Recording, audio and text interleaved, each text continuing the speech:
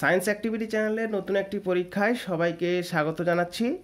আজকে আমাদের পরীক্ষার বিষয় একটি ডিসি মোটর তৈরি করা এবং এই ডিসি মোটর তৈরি করে তার কার্যপ্রণালী অর্থাৎ একটি ডিসি মোটর কীভাবে কাজ করে সেই বিষয়টি ভালো করে বোঝার চেষ্টা করা হচ্ছেই আজকে পরীক্ষার মূল উদ্দেশ্য। তোমরা যারা সপ্তম অষ্টম নবম শ্রেণীতে পড়ছো তোমরাও এই ডিসি মোটর তৈরি করার পরে বুঝতে পারবে কত সহজে একটি ডিসি মোটরের গঠন সম্পর্কে ধারণা করা যায়। এবং তোমরা যারা দশম শ্রেণীতে পড়ছো তোমরা ইতিমধ্যে একটি ডিসি মোটরের কার্যনীতি সম্পর্কে পড়েছো, তোমাদের মতো করেও একটু বোঝানোর চেষ্টা করব। তাই সকলেই এই মন দিয়ে পরীক্ষাটি দেখবে এবং অবশ্যই পরবর্তীতে নিজেরা পরীক্ষাটি করবে। তো চলো দেরি না করে মোটরটি কিভাবে তৈরি করা হবে সেই বিষয়ে আমরা একটু আলোকপাত করি। প্রথমে বলে নিই, এই ডিসি মোটর তৈরি করতে গেলে তিনটি প্রধান উপকরণের দরকার। একটি হচ্ছে পাওয়ার সাপ্লাই, যে এটা হচ্ছে 12 ভোল্ট পর্যন্ত আছে। এরকম ধরনের ব্যাটারিও পাওয়া যায় যেটা দিয়ে আমরা মোটরটিকে ঘোরাবো। এই ধরনের কালো রিং ম্যাগনেট যেগুলো স্পিকারের পেছনে দেখতে পাওয়া যায়, সেই পুরনো স্পিকার থেকে খুলে নেওয়া হয়েছে, অনলাইনে কিনতেও পাওয়া যায়। একটি হলেও হবে, বেশি হলে চুম্বকের প্রাবল্য বেশি হবে, তাই পরীক্ষাটি আরও ভালো হবে।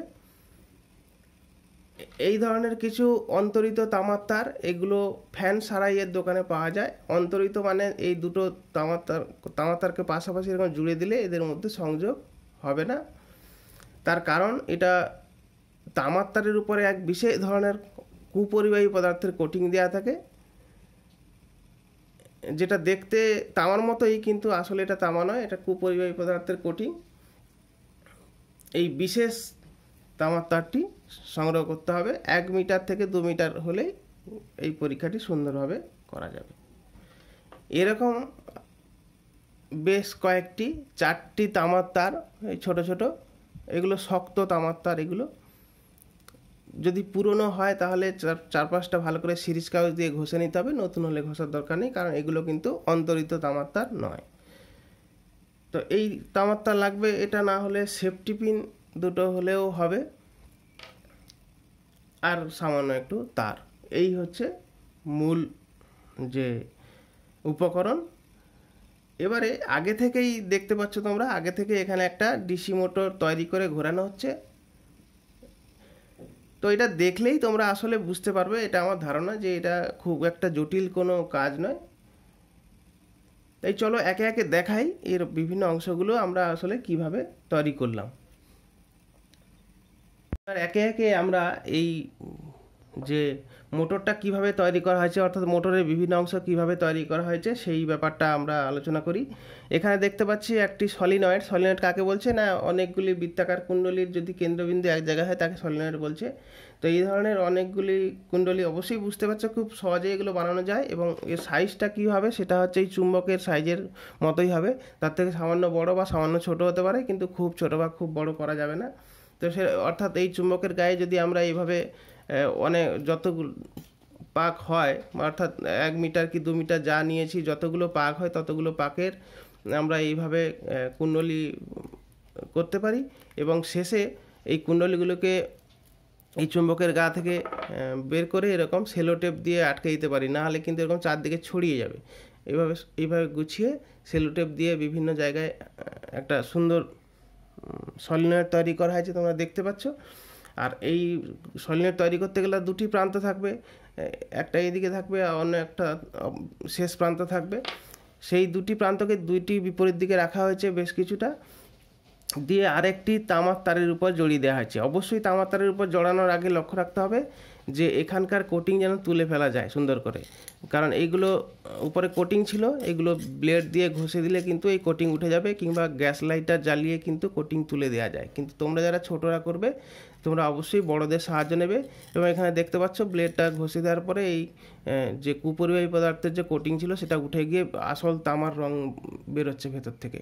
তো এইরকম ভালো করে ঘষে নেওয়ার পরে এই যে আরেকটি শক্ত তামার তার আছে তার উপরে জড়িয়ে নেওয়া হয়েছে, এদিকেও একই।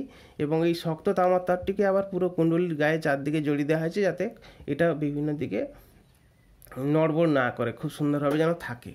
তো সেই কাজটা সুন্দরভাবে করতে হবে। যদি এখানে তাও না করতে পারো, এখানে আঠা দিয়ে দিতে হবে, কিন্তু এই কাজটা খুব গুরুত্ব দিয়ে করতে হবে।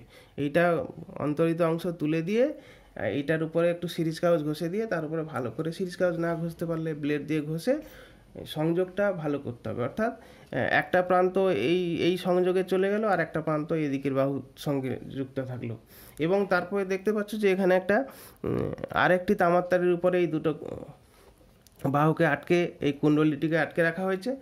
তো সেটা এরকম আমরা সেফটি পিন দিয়ে করতে পারি, সেফটি পিনের এই অংশে দুটো বাহু এরকম গলিয়ে দিতে পারি, কিন্তু এক্ষেত্রে এই উচ্চতাটা কম হওয়ার জন্য আমরা অন্য একটি তামার তার নিয়েছি। সেই তামার তারকেও একইভাবে পরিষ্কার করে রাখতে হবে সিরিজ কাগজ বা ব্লেড দিয়ে। তারপরে এইরকম একটা পেরেকের সাহায্যে উপরে দুপাক ঘুরিয়ে নিলে একটা সুন্দর কুণ্ডলী হয়ে যাবে। সেই কুণ্ডলীর গায়ে সেই কুণ্ডলীর ভিতর দিয়ে এই দুটি বাহু প্রবেশ করানো হয়েছে, অর্থাৎ দুটি এরকমভাবে গঠন তৈরি করা হয়েছে, এবং কাঠের উপর বসানোর জন্য এই নিচের দিকে একটু এল করে নেওয়া হয়েছে, এরকম এল করে নেওয়া হয়েছে। তারপর গ্লু গান দিয়ে দাঁড় করিয়ে রাখা হয়েছে। এখন এই দাঁড় করাতে গিয়ে এক উচ্চতার ব্যাপার আছে, কতটা উচ্চতা এই অংশটি থাকবে না সেটা নির্ধারণ করা হয়েছে। এই কুণ্ডলীকে এই বরাবর রেখে দেখতে হবে যে একবারে স্পর্শ করার ঠিক আগের মুহূর্ত স্পর্শ করছে না, বা সামান্য একটু ফাঁকা 1-2 মিলিমিটার ফাঁকা থাকবে, অর্থাৎ এটা ঘুরলে যেন চুম্বকে না লেগে যায়। আবার খুব বেশি উপরে রাখলেও চুম্বক প্রাবল্য কমে যাবে, তাই এমন একটা উচ্চতায় রাখতে হবে লেগে যাচ্ছে না, এটা শুধু হলেই হবে, কিন্তু কাছাকাছি।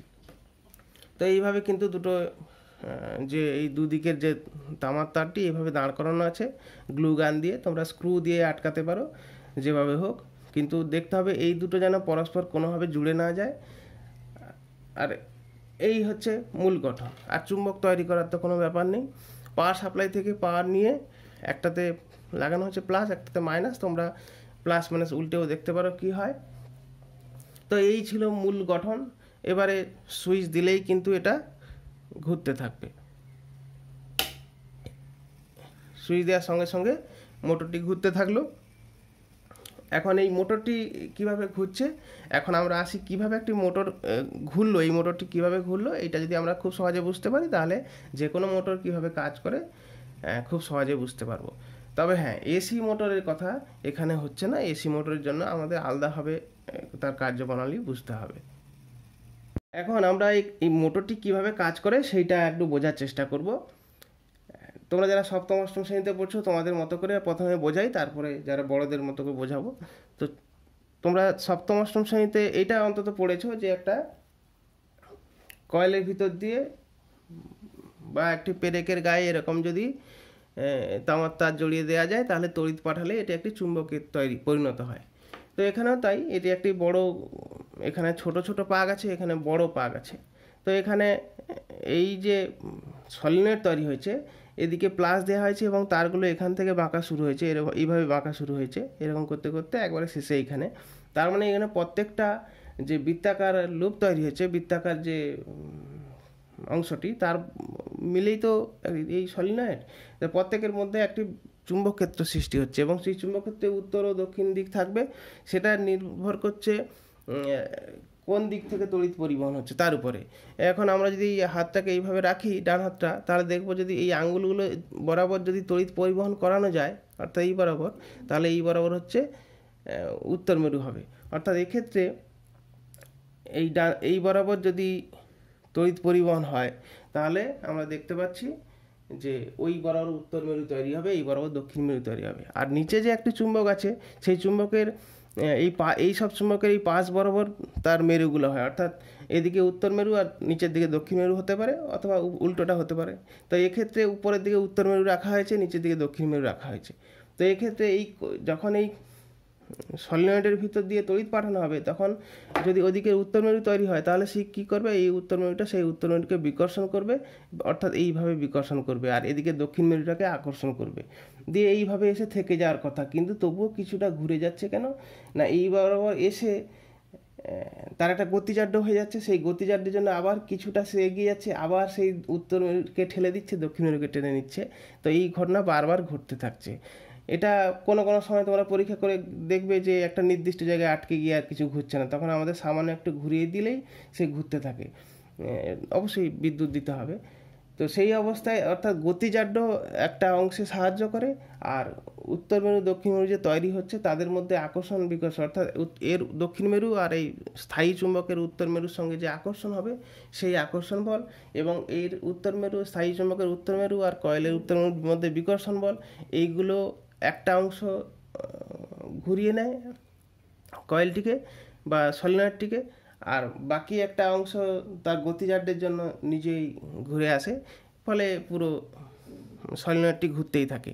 আর তোমরা যারা দশম শ্রেণীতে পড়েছ ফ্লেমিংয়ের বামাহস্ত নিয়ম, তোমাদের মতো করে বলি যে বাম হাতের এই তিনটে আঙুল পরস্পর সমকোণে রাখলে যদি এটা চুম্বক ক্ষেত্র হয়, এটা তড়িৎ প্রবাহ হয়, তাহলে এটা একটা পরিবাহের ভিতর দিয়ে তড়িৎ প্রবাহ হলে এই বরাবর, তাহলে সে এই দিক বরাবর বল অনুভব করবে। তাহলে এখানে এই বরাবর তড়িৎ পরিবহন হচ্ছে এই বরাবর, আর এখানে উত্তর মেরু উপরের দিকে, তাহলে এটা চুম্বকক্ষেত্রের দিক, তাহলে উপরের বাহুটি এই দিকে বল অনুভব করবে, অর্থাৎ এদিকে বল অনুভব করবে, আর নিচের বাহুটি তার তড়িৎ প্রবাহ উল্টো দিকে হয়ে গেল, সে সেই দিকে বরাবর পেছন দিক বরাবর বল অনুভব করবে।